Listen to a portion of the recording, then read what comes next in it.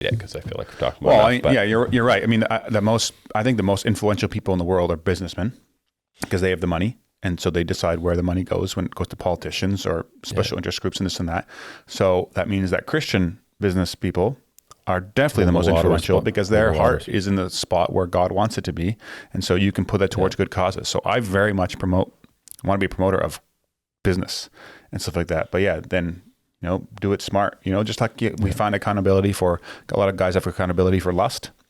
Not looking at porn or all that stuff like that. Have accountability for your finances. Have another brother that knows all your finances. In our Dutch culture, people just don't do that. They are not that open about it. I don't know why it's so secret. I've never been that secretive. And to be fair, people around me haven't. I've had some great guys that have been pretty open. Yeah. So that's super helpful. You don't learn anything when you live in a vacuum and don't share what's actually going on. Where are you spending your money on? Who cares? It shouldn't be that big of a secret. Yeah.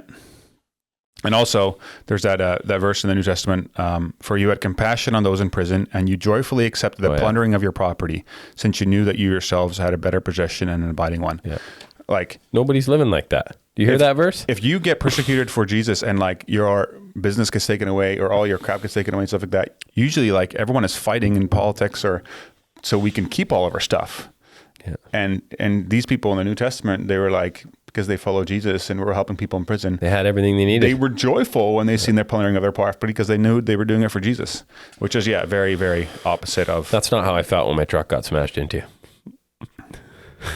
I didn't get there.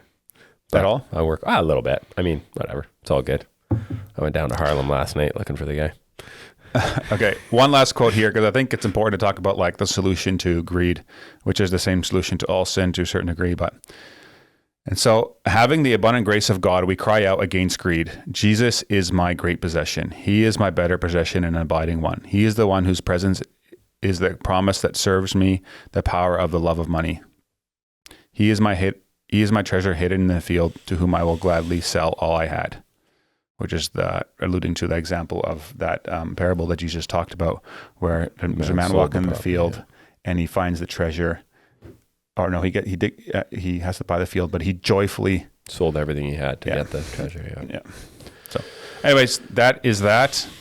Next week is going to be gluttony. Hey guys, if you enjoyed that episode and were blessed by it, would you be willing to support the show? That would help a lot in creating more content, improving the quality of the content, putting the production value, getting more guests on, and me being able to spend more time and energy towards it. So if you're interested in doing that, you can click up here and it'll take you to a support page. But you can also subscribe to the podcast by clicking over here and doing that. Thanks again for listening, and I'll catch you on the next one.